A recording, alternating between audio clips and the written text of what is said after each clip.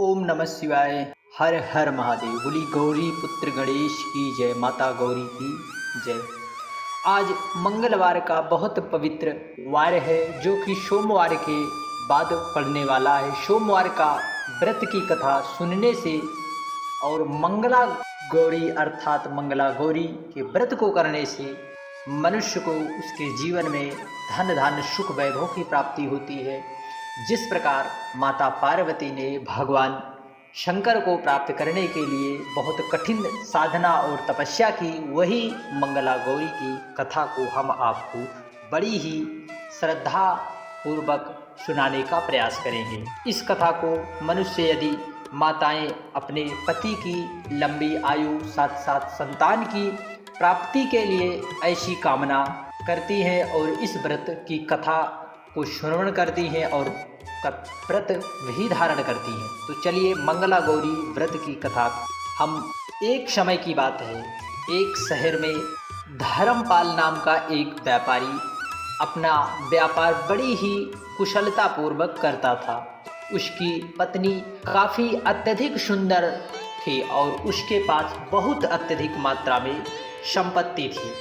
उसके पास संपत्ति बहुत अत्यधिक मात्रा में थी, लेकिन कोई संतान न होने के कारण वे अत्यंत दुखी रहते थे। ईश्वर की कृपा से उनको एक पुत्र की प्राप्ति हुई, लेकिन वह अल्पायु था। उसे यह श्राप मिला था कि 16 वर्ष की उम्र में सांप के काटने से इसकी मौत हो जाएगी। संयोग से उसकी शादी 16 वर्ष से पहले ही एक युवती से हुई, जिसकी माता मंगला गौरी का व्रत किया करती थी। उसके परिणाम स्वरूप उसने अपनी पुत्री के लिए एक ऐसे सुखी जीवन का आशीर्वाद प्राप्त किया था, जिसके कारण वह कभी विधवा नहीं हो सकती। इस वजह से धर्मपाल के पुत्र ने 100 साल की आयु प्राप्त की। इसी कारण से सभी नवविवाहित महिलाएं इस पूजा को करती हैं तथा गौरी का व्रत का पालन करती हैं तथा अपने एक लंबी सुखी एवं अस्थायी वैवाहिक जीवन की कामना करती हैं। जो महिला इस मंगला गौरी व्रत का पालन नहीं कर सकती, उस महिला को श्री मंगला गौरी पूजा तो कम से कम करनी ही चाहिए।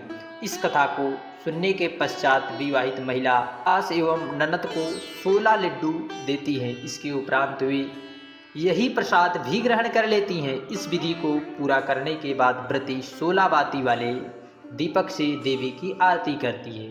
व्रत के दूसरे दिन बुधवार को देवी मंगला गौरी की प्रतिमा को नदी अथवा पोखर में विसर्जित कर देती है। अतः मैं मंगला गौरी के सामने, माँ मंगला गौरी के सामने हाथ जोड़कर अपने समस्त अपराधों के लिए एवं पूजा में त्रुटियों की क्षमा अवश्य मांगे। इस व्रत एवं पूजा के अनुष्ठान को परिवार की खुशी के लिए लगातार 5 वर्ष तक किया जाना चाहिए। यदि जो भी निष्ठा व विश्वास रखकर इस व्रत की कथा को सुनता व नियम पूर्वक व्रत धारण करता है, निश्चित ही माँ मंगला गौरी की कृपा उन पर जरूर होती है। बोलिए मंगला गौरी माता की जय। आपने मंगला गौरी व्रत की कथा को श्रवण किया। आप शंकर नाम के एक अनाथ लड़के की यह कहानी है। यह कथा भगवान शंकर को किस प्रकार शिवभक्त ने भगवान शंकर को अपनी निष्ठा और विश्वास और भक्ति से भगवान शिव को रिझाया, उसी की यह कथा जो भी व्यक्ति श्रवण करता है, उसके मन हृदय में सदा भगवान शिव की अविरल भक्ति उसे प्राप्त होती है। मासूम एक शिव भक्त की एक सच्ची कहानी है। शंकर नाम का एक अनाथ लड़का था। उसको जंगल में रहने वाले शिकारियों के एक गिरोह ने उसे पाला था।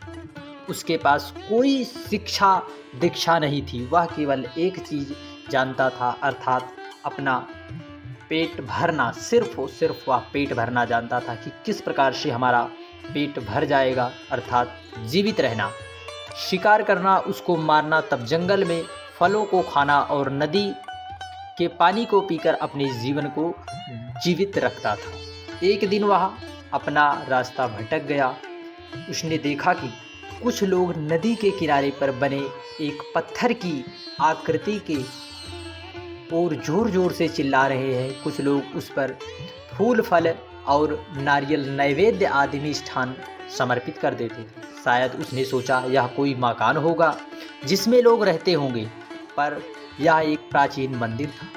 लेकिन शंकर ने इसे पहले कभी नहीं देखा था, पर इसके बारे में जानने के लिए वह काफ़ी उत्सुक था। उसने तब तक इंतज़ार किया जब तक कि लगभग सभी लोग उस मंदिर से नहीं चले जाते। अंत में उसने एक युवा लड़के को पत्थर की इमारत से बाहर आते देखा। उसे बात करने का फैसला लिया और शंकर ने उससे अपने मन में आए कई सवालों को पूछे। उस लड़के शंकर ने पहला प्रश्न किया, इस इमारत को क्या कहा जाता है? लोग अपने साथ क्या लाते हैं और फिर उस चीज़ को अंदर वाली इमारत में क्यों चढ़ाकर वापस आ जाते हैं? इस तरह के उसने गूढ़ प्रश्न उस इमारत से निकले लड़के से पूछा और चीज़ों को अपने साथ लेकर अंदर छोड़ वापस चले जाते हैं। पर वह लड़का की अज्ञानता व मासूमियत पर बहुत ही हैरान था और उसके सवालों से चकित भी था। पर वह नहीं जानता कि वह जंगल के में रहता है और शिकार करके ही अपना जीवन यापन करता है। लेकिन फिर भी उसने उसके सवालों के जवाब देने की कोशिश की। उसने उस लड़के को बताया, उस युवा नौजवान को बताया कि वह भगवान शिव का मंदिर है। लोग यहाँ फूल और फल, मिष्ठान, नैवेद्य आदि चाहते हैं। वे भगवान शिव से जो मांगते हैं वह शिव उनकी सभी प्रार्थनाएं, मनोकामना जरूर सुनते हैं। यह लड़का सुनकर तुरंत भगवान शिव के मंदिर जाना चाहता था। उस युवा लड़के ने उसे अंदर का रास्ता दिखाया और शिवलिंग के बारे में बताया। तब लड़के ने मासूमियत से लड़के से पूछा, यह शिवलिंग क्या चीज़ होता है और हमें क्या देता है? तब उस लड़के ने, हम शिव से जो मांगते हैं वह हमें दे देते हैं, हम सब ऐसा मानते हैं। तब लड़के ने कहा, अब अंधेरा हो रहा है, अब मुझे अपने घर जाना चाहिए। वह भगवान शिव की कथाओं अर्थात उस भगवान के बारे में बताकर उसे छोड़कर वह लड़का अपने घर को चला गया। तब उस शंकर नाम के लड़के ने झिझकते हुए मंदिर में फिर से प्रवेश किया। वह एक कोने में बैठ गया और सोचा कि एक पत्थर किसी को क्या चीज़ दे सकती है? जो चाहते हैं। इसलिए उसने इसका परीक्षण करने का फैसला लिया। उसने पत्थर की प्रतिमा से कहा, हे शिव, कृपया मुझे पर्याप्त शिकार करने दे ताकि मैं भूखा न रहूं। मेरे पास आपको चढ़ाने के लिए कोई फल या फूल नहीं है। यदि आप मुझे शिकार देते हैं तो मैं उसे आपके साथ साझा करूंगा। मैं वादा करता हूं, मैं आपको धोखा नहीं दूंगा। उस लड़के ने ऐसी भगवान शिव के मंदिर में आकर उद्घोषणा की। अगली सुबह वह लड़का शिकार करने गया। उसने पूरे दिन शिकार की तलाश की, लेकिन उसे कोई शिकार नहीं मिला। वह भूख से तिलमिलाता रहा। वह काफ़ी निराश हो गया क्योंकि उसे कोई शिकार नहीं मिला। दोपहर हो चुकी थी। अब उसे लगने लगा कि मंदिर के लड़के ने उससे जिस लड़के ने भगवान शिव के बारे में बताया था वह झूठ बोल रहा था। उसने शिकार जारी रखा। जैसे ही शाम हुई उसने 2 खरगोश को अपने बिल में आते देखा। तब उस लड़के ने खरगोश को मार डाला, क्योंकि उसने भगवान शिव से वादा किया था कि वह अपने शिकार को साझा करेगा। वह मरे हुए खरगोश में से एक के साथ मंदिर आया।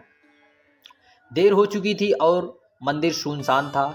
तब उस लड़के ने भगवान शिव के मंदिर में प्रवेश किया और जोर जोर से कहा, कृपया आओ और अपना हिस्सा ले लो प्रभु, आप के लिए ही मैं यहाँ लाया हूँ। वहाँ बैठा गया और अंधेरा होने तक प्रतीक्षा करने लगा, लेकिन भगवान शिव प्रकट नहीं हुए। शंकर उस लड़के को भूख और नींद आने लगी और उसने खरगोश को मंदिर में छोड़ने का फैसला लिया। अगली सुबह जब लोग मंदिर पहुंचे तो उन्हें शिवलिंग में सामने मरा हुआ खरगोश मिला। भक्त बहुत परेशान हो गए। यह यहाँ कौन लाया? उसने हमारे मंदिर को अपवित्र करने की हिम्मत कैसे की? उन्होंने खरगोश को बाहर फेंक दिया। अगली सुबह जब उस लड़के ने अपनी भूख मिटाने के लिए जंगल में शिकार करने गया, लेकिन इस बार उसकी किस्मत अच्छी नहीं थी और उसे शिकार भी नहीं मिला। उसने सोचा आज रात को मंदिर जाना चाहिए और भगवान शिव से ही पूछना चाहिए कि उसको खरगोश का भोजन कैसा लगा। शंकर उस लड़के ने यह पूछने के लिए मंदिर गया। जब वह मंदिर पहुंचा तो उसके आश्चर्य का कोई ठिकाना न रहा। उस रात मंदिर में लोगों की काफ़ी भीड़ थी। शिवरात्रि की वह रात्रि थी जिस रात्रि को भगवान शिव और पार्वती के मिलन की रात थी। लेकिन अबोध शिकारी लड़के को इस बारे में कुछ भी पता नहीं था। तब उस लड़के ने चारों ओर देखा और उस लड़के को देखा जिसने उसको भगवान शिव अर्थात मंदिर के विषय में शिव से प्रार्थना करने के लिए कहा। क्योंकि उसे इतने सारे लोग के आसपास रहने की आदत थी नहीं, उसने वहाँ रुकने का फैसला लिया और पास के एक बेल के पेड़ पर चढ़ गया। यह एक लंबा इंतजार था और समय बीतने के लिए उसने पेड़ के पत्ते तोड़कर जमीन पर फेंकना शुरू कर दिए। उसे अज्ञात पेड़ के नीचे एक छोटा सा शिवलिंग था जिसकी पूजा लंबे समय से नहीं की गई थी। तब उस लड़के ने के द्वारा फेंके गए बेल के पत्ते उस शिवलिंग पर जा गिरे। शंकर भगवान से भजनों से मंत्रमुग्ध हो गए और धीरे धीरे साथ गाना और पंचाक्षरी मंत्र का जाप करना शुरू कर दिया। रात भोर में बदल गई और सभी भक्त मंदिर से चले गए। तब उस लड़के ने पेड़ से उतरे और मंदिर में प्रवेश किया। उसने देखा कि भगवान शिव की आंखों में लाल निशान थे। वे कुमकुम के थे जो लोगों के लगाए गए थे। लेकिन शंकर उस लड़के को यकीन था कि शिव को उसकी आंखों में परेशानी हो रही है। उसने शिव की भगवान शिव की खेदजनक स्थिति के रूप में जो कुछ भी महसूस किया उसके लिए उसने बहुत दुख पाया। वह उसकी मदद करना चाहता था। उसने सोचा शिव यहाँ अकेले रहते हैं और बीमार होने पर उनकी देखभाल करने वाला कोई नहीं। जब तक भक्त उनसे मिलने नहीं आते उन्हें भोजन भी नहीं मिलता। तब शंकर उस लड़के ने एक रात पहले भगवान शिव को शिवलिंग पर जल चढ़ाते देखा। प्रभु को ठंड लग रही होगी, शायद वे कांप रहे हैं। उसने सोचा आखिरकार वे केवल पत्तियों से ही तो ढके रहते हैं। तो उसने शिव से पूछा, मेरे स्वामी, मैं आपके लिए क्या मदद कर सकता हूँ? शायद कुछ खाना या दवा, मैं आपकी सेवा कैसे कर दूँ? भगवान शिव ने कोई उत्तर नहीं दिया। तब उस लड़के ने सोचा भगवान वास्तव में बहुत बीमार हैं, क्योंकि वह उत्तर देने में असमर्थ है। वह तुरंत जंगल में गया, कुछ औषधियाँ जड़ी बूटी को लाया और लाल निशान पर उसका लेपन लगाया, लेकिन कुछ नहीं हुआ। उसने कहा, लगता है कि ये अंधे हो गए हैं। मुझे भगवान प्रभु को एक आँखी दे देनी चाहिए ताकि वह ठीक हो जाएं। यह निश्चय रूप से उन्हें खुश कर देगा। उनका दिल पवित्र था और उसने वहाँ शिव के हाथ में रखे त्रिशूल को उठाया और त्रिशूल को अपनी दाहिनी आँख की ओर ले गया। अपनी आँख को निकालने का प्रयत्न किया। भगवान वह लड़का अनपढ़ था, उसे मंत्रों या पूजा के उचित तरीकों का कोई ज्ञान नहीं था, लेकिन उसकी भक्ति का कोई सीमा नहीं थी। जैसे ही वह अपनी आँख निकालने वाला ही था कि भगवान शिव अपनी माता पत्नी अर्थात भगवान शिव और माता पार्वती प्रकट हुए। उन्होंने पार्वती से कहा, इस भक्त ने अनजाने में शिवरात्रि पर उपवास रखा है, बेल के पत्तों से मेरी पूजा की है और साबित किया है कि उसका दिल बेदाग व पवित्र है। मैं अपने इस भक्त से काफ़ी प्रसन्न हूँ।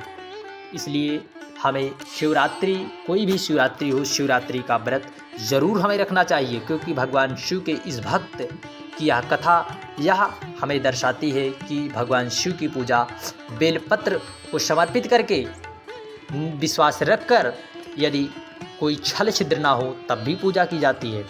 भगवान शिव ने उस लड़के से कहा, तुमने मुझे अपनी मासूमियत के कारण जीत लिया है।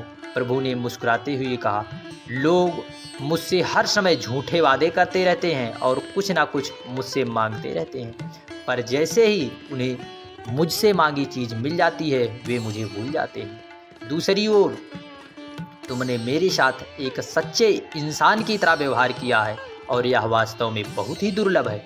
अब से तुम मेरे इस संसार में सबसे बड़े भक्त माने जाओगे और तुम्हारा नाम मेरे साथ सदा जुड़ा रहेगा, तुम कई सदियों तक जीवित रहोगे।